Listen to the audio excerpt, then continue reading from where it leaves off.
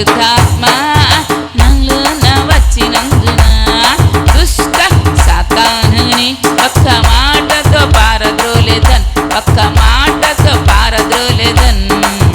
పవరాత్మ నాలోన తిరిగి ఆత్మ సమీపించదు, పవరాత్మ నాలోన తిరిగి ఆత్మ సమీపించదు. ప్రేమ ఆత్మ నాలోన తొలగించ చేదులన్నిటిని, ప్రేమ ఆత్మ నాలోన తొలగించ చేదులన్నిటిని.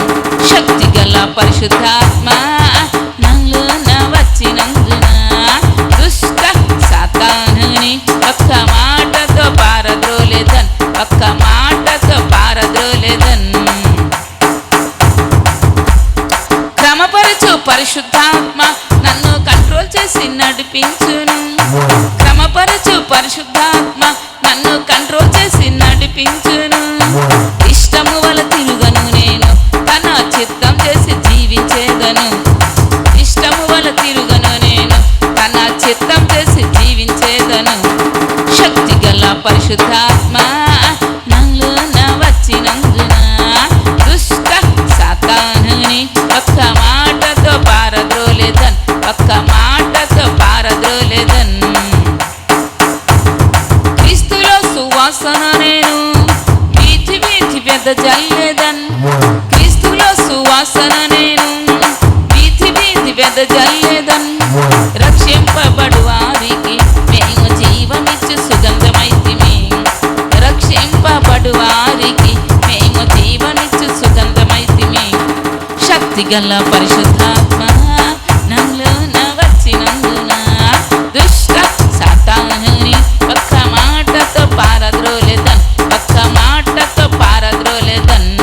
శక్తి గల పరిశుద్ధాత్మ నాలోన వచ్చినందున దుష్ట సాతానుని ఒక్క మాటతో పారద్రోలేదన్, ఒక్క మాటతో పారద్రోలేదన్. లోకమునకు వెలుగును నేను ఊరంతా వెలుగిచ్చేదన్, లోకమునకు వెలుగును నేను ఊరంతా వెలుగిచ్చేదన్. ఉప్పు వలె మారెదన్ ఎల్లప్పుడూ రుచినిచ్చేదన్, ఉప్పు వలె మారెదను ఎల్లప్పుడూ రుచినిచ్చేదన్. శక్తి గల పరిశుద్ధాత్మ నాలోన వచ్చినందున దుష్ట సాతానుని ఒక్క మాటతో పారద్రోలేదన్, ఒక్క మాటతో పారద్రోలేదన్. శక్తి గల పరిశుద్ధాత్మ నాలోన వచ్చినందున దుష్ట సాతానుని ఒక్క మాటతో పారద్రోలేదన్, ఒక్క మాటతో పారద్రోలేదన్. దేవుని ద్వారా జన్మించాను, ఏ పాపం చెయ్యను నేను. దేవుని ద్వారా జన్మించాను, ఏ పాపం చెయ్యను నేను. ప్రభువే కాపాడుచున్నాడు, దుష్టుడన్నడు ముట్టడు నన్ను. ప్రభువే కాపాడుచున్నాడు, దుష్టుడన్నడు ముట్టడు నన్ను. శక్తి గల పరిశుద్ధాత్మ నాలోన వచ్చినందున దుష్ట సాతానుని ఒక్క మాటతో పారద్రోలేదన్, ఒక్క మాటలో పారద్రోలేదన్. శక్తి గల పరిశుద్ధాత్మ నాలోన వచ్చినందున దుష్ట సాతానుని ఒక్క మాటతో పారద్రోలేదన్, ఒక్క మాటతో పారద్రోలేదన్, ఒక్క మాటతో పారద్రోలేదన్. Glory glory glory glory glory glory glory to God. Hallelujah. కనుక ప్రతి ఒక్కరు ఇక్కడ ఉన్న దేవుని సన్నిధి మీద ఆశ పెట్టుకోండి. భక్తులు అనబడిన వారు, పరిశుద్ధులు అనబడిన వారు అందరూ ఆశ పెట్టుకున్నారు. దేవునికి మనం ఆత్మ సంబంధమైన మందిరముగా కట్టబడుతున్నాం, ఆత్మ సంబంధమైన మందిరంగా కట్టబడుతున్నాం. నీ మందిరాన్ని నువ్వు జాగ్రత్తగా కట్టుకోవాలి. 28 యెషయా గ్రంథం 28:16 ప్రభువు యెహోవా ఇలాగున సెలవిచ్చుచున్నాడు, సియోనులో పునాదిగా రాతిని వేసిన వాడను నేనే, అది పరిశోధించబడిన రాయి, అమూల్యమైన తలరాయి, బహుస్థిరమైన పునాది అనే మూలరాయి ఉన్నది, విశ్వసించేవాడు కలరపడడు. చూసారా, సియోన్లో పునాది రాతిని వేసిన వాడు నేను అంటున్నాడు దేవుడు. ప్రభువుకు యెహోవా ఇలాగ సెలవిస్తున్నాడు, సియోనులో పునాదిగా నీ ఆత్మ సంబంధమైన రాయిగా నువ్వు ఉండాలి. పునాది రాయి దూదిలో ఉంటుందా? దూదిలో ఉంటుందా రాయి? ఎలా ఉంటుంది? గట్టిగా ఉంటుంది. ఎన్ని శ్రమలు, కష్టాలు, నిందలు, అవమానాలు వచ్చినా ఏంటి, దేవుని కోసం నిలబడాలి. రాయి ఇచ్చుకొని కొడితే అంతే. ఇంకా గొలియాతుని దావీదు ఏం చేశాడు? దేంతో కొట్టాడు దావీదుని? సిద్ధపరచుకున్నాడట. ముందుగా 5 రాళ్లను సిద్ధపరచబడిన రాయిగానే ఉండాలి. దేవుడు నిన్ను సిద్ధపరచాలి. ఫస్ట్ దేవుని సన్నిధిలో సిద్ధపరచాలి, వాక్యం ద్వారా సిద్ధపరచాలి, ప్రార్థన ద్వారా సిద్ధపరచాలి, ఉపవాసం ద్వారా సిద్ధపరచాలి. అందుకే ఈ కూడికలు. సిద్ధపాటు లేకుండా నువ్వు ఎక్కడికైనా వెళ్ళగలుగుతావా? సిద్ధపాటు లేకుండా దేవుని రాజ్యాన్ని కూడా మనం వెళ్ళలేము. సిద్ధపరచబడిన రాయిగా మనం ఉండాలి దేవుని చేతిలో వాడబట్టడానికి. దేవుడు నిన్ను సిద్ధపరచుకోవాలి. నా బిడ్డ నా మాట వింటది, నేనేం చెప్తే అదే చేస్తుంది నా బిడ్డ అని దైవజనులు ఒకటి చెప్తే నువ్వు ఒకటి చేసి, వాక్యానికి అవిధేయత చూపించి, సన్నిధికి ఎగ్గొట్టేసి, దేవునికి ఇష్టకరంగా నువ్వు ఎలా మారుతావు?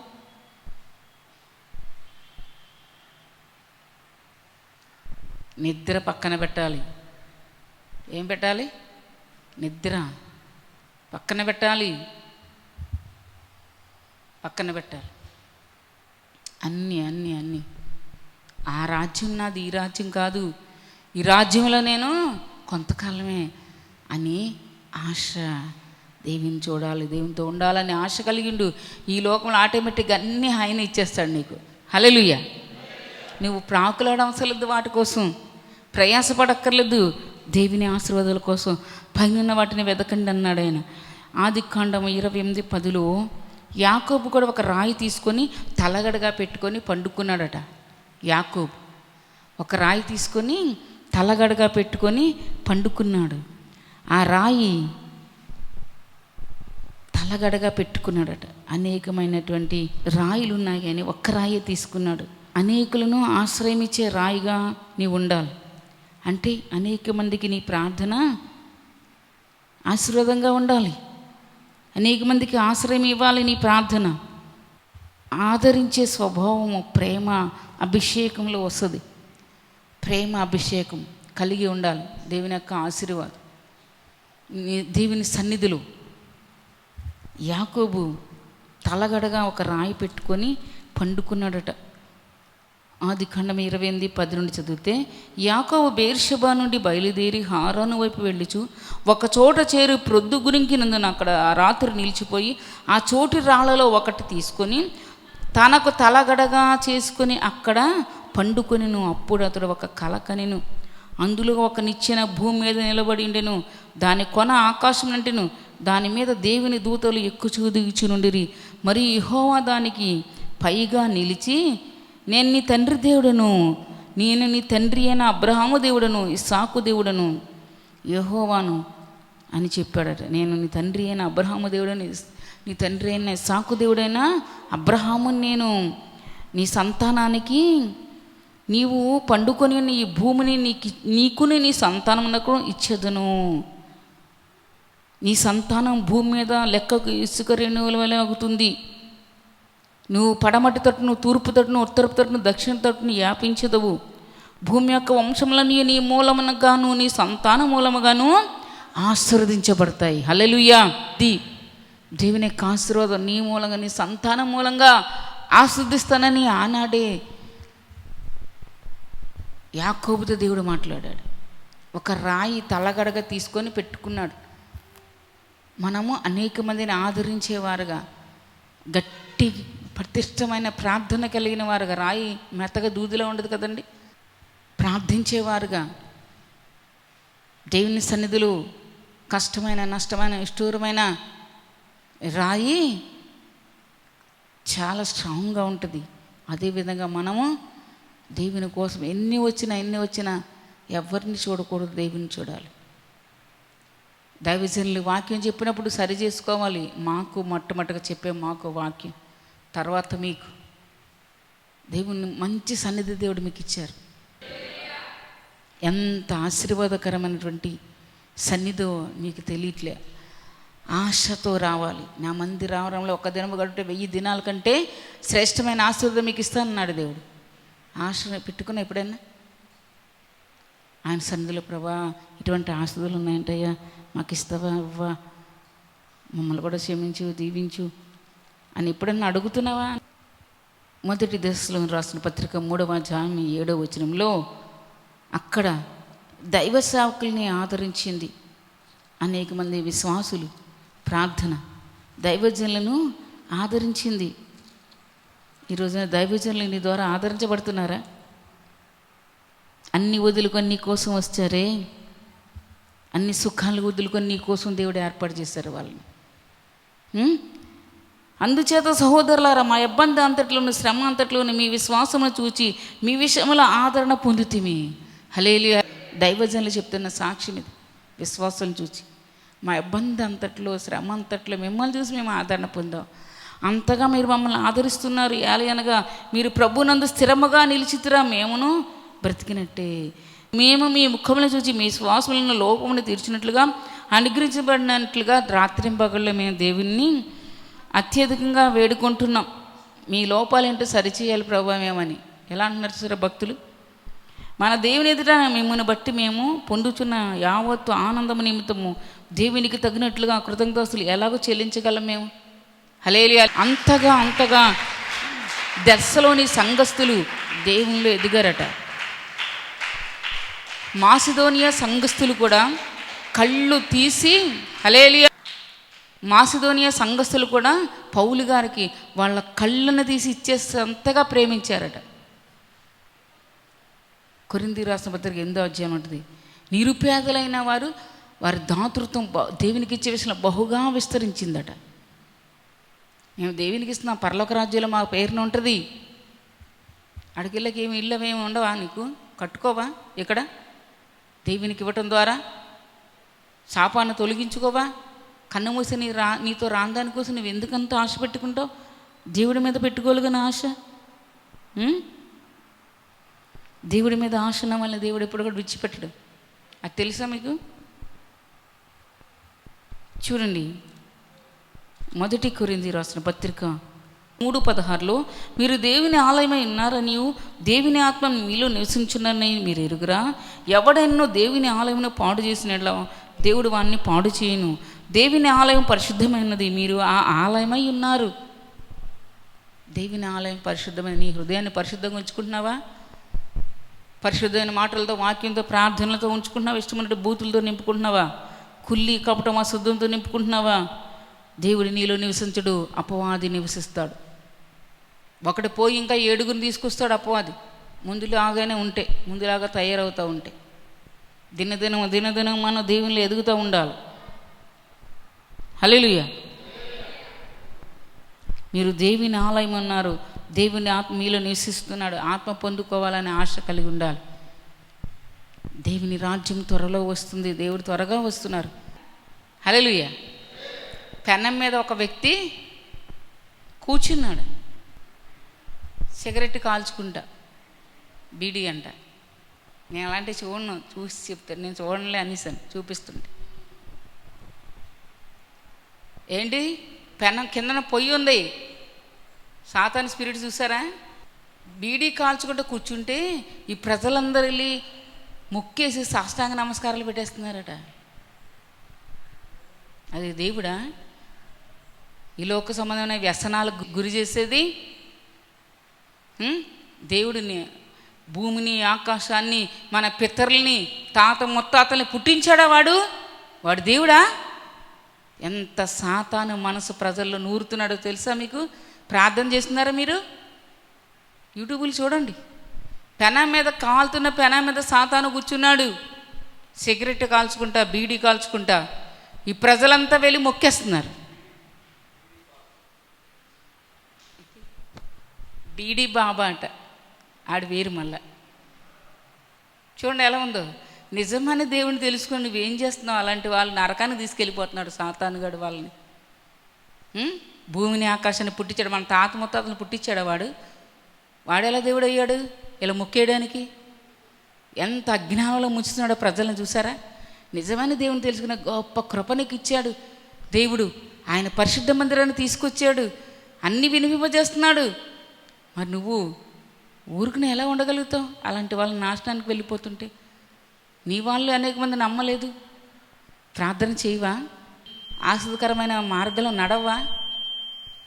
అదే రేపొద్దున దేవుని దగ్గర నిన్ను తోస్తాడు. మంచి చెడు దేవుడు. త్రాసులో తేలిపోతావా? బెల్షస్సర్ రాజు తేలిపోయాడు. దానియేలు గ్రంథం 5వ అధ్యాయం. తేలిపోతే మనకేమి రాదు. హల్లెలూయా. గట్టి గింజల్ని మాత్రమే దేవుడు తన కొట్లో పోసుకుంటాడట. పొట్టంతా ఆరని అగ్నితో కాల్చేస్తాడట. పొట్టిలా తయారవుతున్నావా? యేసు నామములో సత్తి. పొట్టిలా తయారవుతున్నావు. ఎందుకు పనికి రాకుండా? ఇష్టమైనడు బతుకు. పంది బతుకుతుంది కదా, అలాగా నరకాన్ని తప్పించుకోలేవు. ఇష్టమైనట్టు బతికితే ఇక్కడున్నా బతుకు. అటు ఇటు కాకుండా ఉండక నోటి నుండి ఉమ్మి వేస్తానన్నాడు దేవుడు. హెచ్చరించి గద్దించి బుద్ధి చెప్పే సమయంలో మేము బుద్ధి చెప్పినాడు. హెచ్చరించినప్పుడు నువ్వు మారకపోతే నీ కర్మకు నీవే బాధ్యుడివి, బాధ్యురాలవి. మమ్మల్ని అవి చేయమన్నాడు దేవుడు. హెచ్చరించమన్నాడు, గద్దించమన్నాడు, బుద్ధి చెప్పమన్నాడు. అందుకే ఇక్కడ నిలబెట్టింది ఆయన. అప్పాదికి తెలుసు. నీకు తెలియపోతుంది వ్యర్థం. ఎంతకాలం ఇష్టమైనట్టు జీవించి ఎడాపెడా జీవించేసి చెత్త చెదారం బతుకుతావు? గట్టి గింజల్లాగా ఉండవా? కొట్లో పోసుకుంటాడట దేవుడు. పొట్టినంత ఆరని అగ్నితో కాల్చేస్తాడట. 1 కొరింథీ 3వ అధ్యాయం చూడండి 10. దేవుడు నాకు అనుగ్రహించిన కృప చొప్పున నేను నేర్పరైన శిల్పకారుని వలె పునాది వేసి తిని మరి ఒకడు దాని మీద కట్టుచున్నాడు. ప్రతివాడు దాని మీద ఎలాగూ కట్టుచున్నాడో జాగ్రత్తగా చూచుకొనవలెను. వేయబడిన తప్ప మరి ఒక పునాది ఎవడును వేయనేరడు. ఈ పునాది యేసుక్రీస్తే. ఎవడని ఈ పునాది మీద బంగారం, వెండి, వెలగల రాళ్ళు, కర్ర, గడ్డి, కొయ్యకాలు మొదలైన వాటితో కట్టిన ఎడల వాని పని కనబడును. ఆ దినము దాన్ని తేటపరచును. అది అగ్ని చేత బయలుపరచబడిన. మరియు వాని పని ఎట్టుదో దానిని అగ్నియే పరీక్షించును. పునాది మీద ఒకడు కట్టిన పని నిలిచిన ఎడల వాడు జీతం పుచ్చుకొను. ఒకని పని కాల్చివేయబడిన ఎడల వానికి నష్టం కలుగును. అతడు తన మట్టుకు రక్షింపబడు, కానీ అగ్ని నుండి తప్పించుకున్నట్లు రక్షించబడు. అగ్ని పరీక్షిస్తుంది ప్రతి ఒక్కరిని. మన దేవుడు ఎవరు తెలుసా? కీర్తనల గ్రంథం 50లో ఉంది, మన దేవుడు దహించే అగ్ని. షడ్రకు మేషకు అబేద్నెగోలను అగ్నిగుండంలో వేసినప్పుడు దహించే అగ్నికి వేసే వెళ్ళి 4వ వ్యక్తిగా వాళ్ళని రక్షించారు. అగ్ని వాసన కూడా వాళ్ళని అంటలేదు. ఎంతసేపు ఈ లోకం కోసం ఆలోచిస్తున్నావా? నీ భార్య నీతో రాదు, నీ భర్త రాడు, నీ పిల్లలు రారు. ఈ లోక సంబంధమైన ప్రేమ ఇక్కడే వదిలేసి వెళ్ళాలి. దైవ ప్రేమ ఉందా నీకు?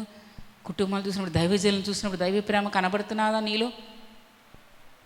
రాక్షస ప్రేమ, సైతాన్ల ప్రేమలు కనబడుతున్నాయా? తోటి వారిని చూసినా కూడా జాగ్రత్త. నీ ప్రాణానికి నీ ఉత్తరవాది. నువ్వేం చేస్తావు, ఏం విత్తుతావు, అదే పంట కోస్తావు. గలతీ 6:6 కూడా చెప్పాను నేను. ఎంత ప్రయాసతో, భారంతో దేవుడు మీకు ఇంత ఏర్పాటు చేస్తే ఏది మీ ఆశీర్వాదం మీలో కనబడుతుందా? ఎంతసేపు భూ సంబంధం వాటి మీద మనసు పెట్టుకుంటున్నావా? నీలో, నీ కుటుంబంలో నువ్వు ఒక్కటివి ఎదిగితే కుటుంబం అంతటిని దేవుడు దీవిస్తాడు. కుటుంబం అంతటిని దేవుడు దీవించాలంటే నీతిమంతులు నన్ను కొట్టుట నాకు ఉపకారము, వారు నన్ను గద్దిస్తే నాకు తైలాభిషేకము, నేను అట్టి అభిషేకాన్ని త్రోసివేయకుందును గాక అన్నారు మహాభక్తులు, అభిషక్తులు.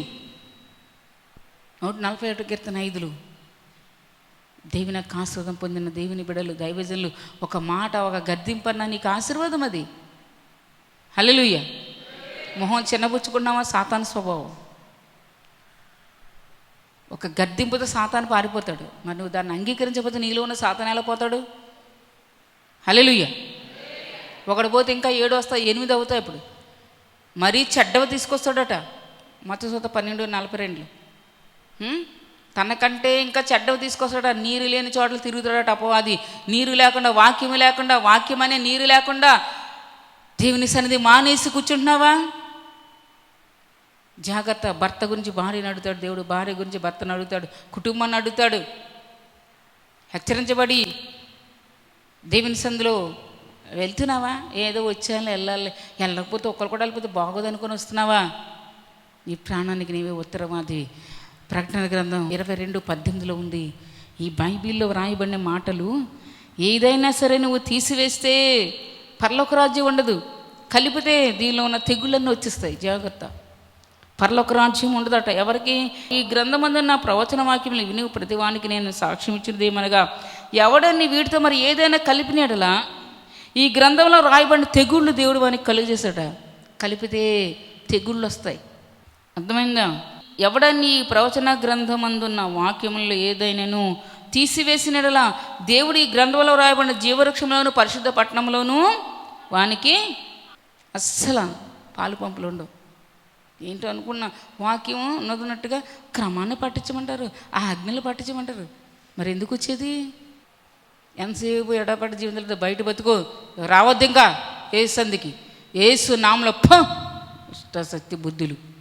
ఎప్పుడు మారుతావు నువ్వు? ఇంకా మారకుండా దేవుడు ఎవరిని దీవించలేదు. బైబిల్ చదువు. మారిన వాళ్ళని దేవుడు దీవించాడు. మారిన మనసు దేవునికి ఇస్తేనే ఫలితం దక్కుతుంది. హెచ్చరించే వాళ్ళు, గద్దించే వాళ్ళు ఈ రోజుల్లో తక్కువైపోయారు. దేవుడు చెప్పాడు, తిమోతి రాసిన పత్రికలు చదవండి, హెచ్చరించమన్నాడు, గద్దించమన్నాడు, బుద్ధి చెప్పమన్నాడు. అందుకే ఇక్కడ నిలబెట్టింది, ఊరికినే కాదు. చూడండి, కొలస్సీ రాసిన పత్రిక 1:28 చదవండి. 28. ప్రతి మనిషిని క్రీస్తునందు సంపూర్ణునిగా చేసి, ఎవరినట? ప్రతి మనిషిని క్రీస్తునందు సంపూర్ణునిగా చేసి ఆయన ఎదుట నిలువబెట్టవలనని సమస్త విధములైన జ్ఞానముతో మేము ప్రతి మనుషునికి బుద్ధి చెప్పుచు, ప్రతి మనుషునికి బోధించుచు ఆయనను ప్రకటిస్తున్నాం. హల్లెలూయా. ప్రతి మనిషినికి బుద్ధి చెప్పాలి. మేము బుద్ధి చెప్పాలి ప్రతి మనిషికి. ఎందుకు? ఆయన ఎదుట నిలబెట్టాలి మిమ్మల్ని, సాతాను ఎదుట కాదు. ఎవరెదుట? దేవుని ఎదుట. ప్రతి మనిషినికి బుద్ధి చెప్పుచు క్రీస్తునందు సంపూర్ణునిగా చేయాలని, క్రీస్తునందు సంపూర్ణంగా చేసి ఆయన ఎదుట నిలబెట్టాలని సమస్త విధములైన జ్ఞానముతో నేను ప్రతి మనిషికి బుద్ధి చెప్పుచు ప్రతి మనిషికి బోధిస్తూ ఆయన్ని ప్రకటిస్తున్నాం.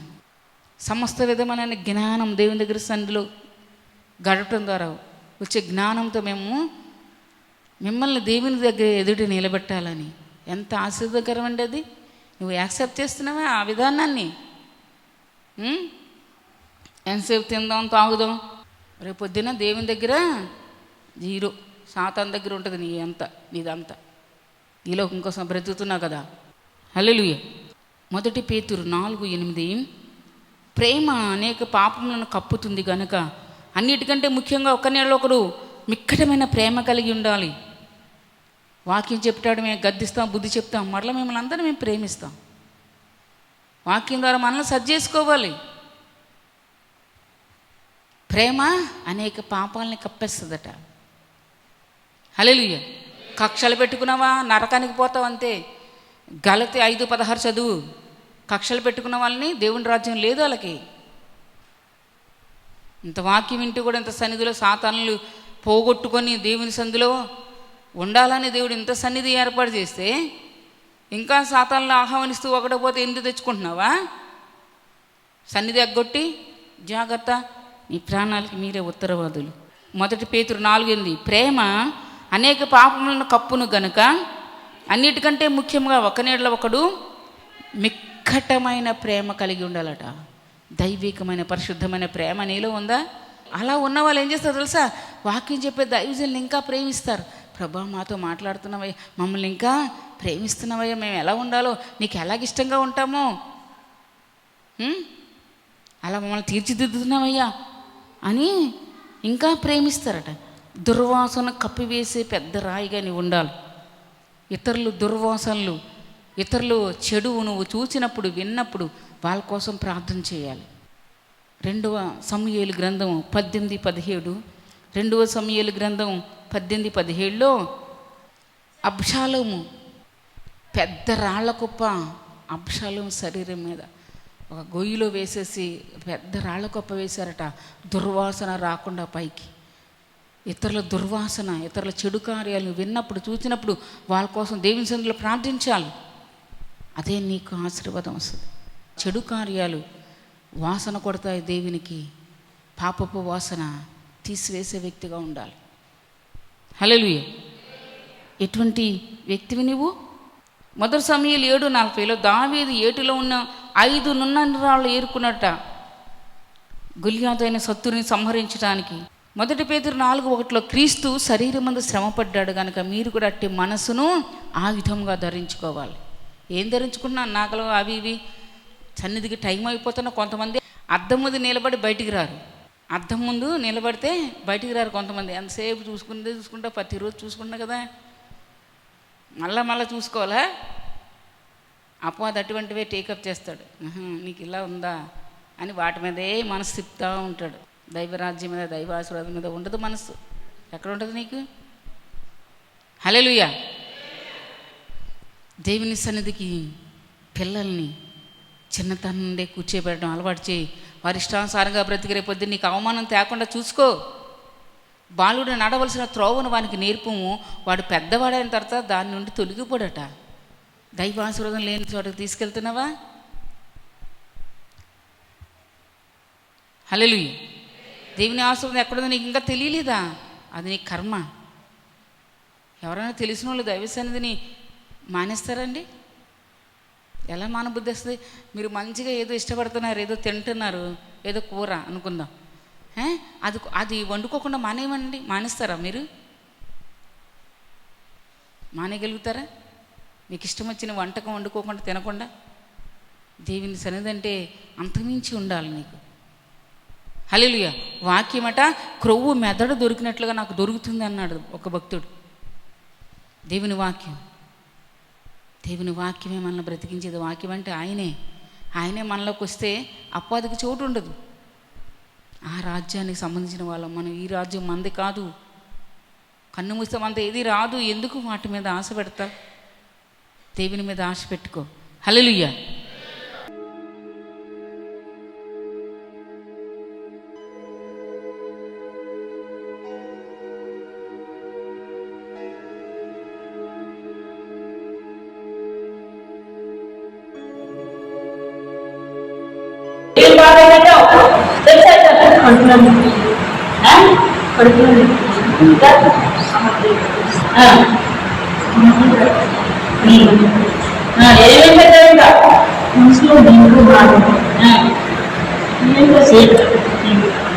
ఎంతమంది వచ్చారు?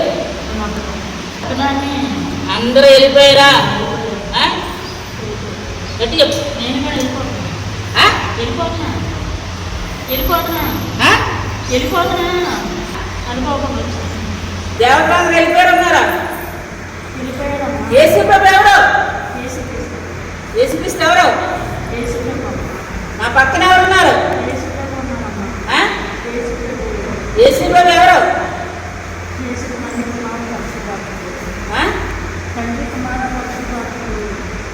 పరలోక రాజ్యం వెళ్ళాలంటే ఎవరిని అనుకోవాలి?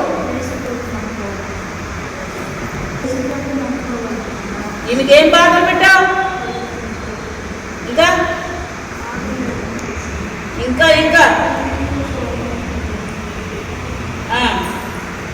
కరెక్ట్గా చెప్పి ఎన్నాళ్ళు పెట్టున్నావు?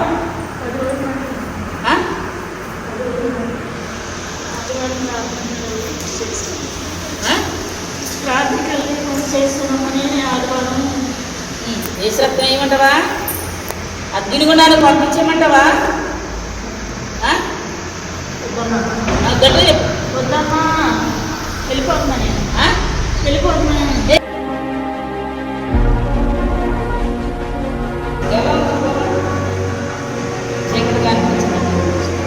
నువ్వేమన్నావు నీకు తెలుసా? గట్టి చెప్పాలి. హల్లెలూయా.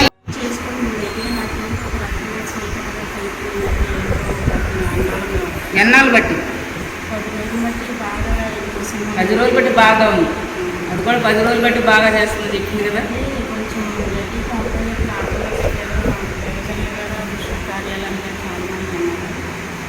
దుష్టుని కార్యాలని చాలా మంది దైవజనులు అన్నారు. కానీ యేసయ్య ఇక్కడికి వచ్చాక వచ్చాడు. హల్లెలూయా.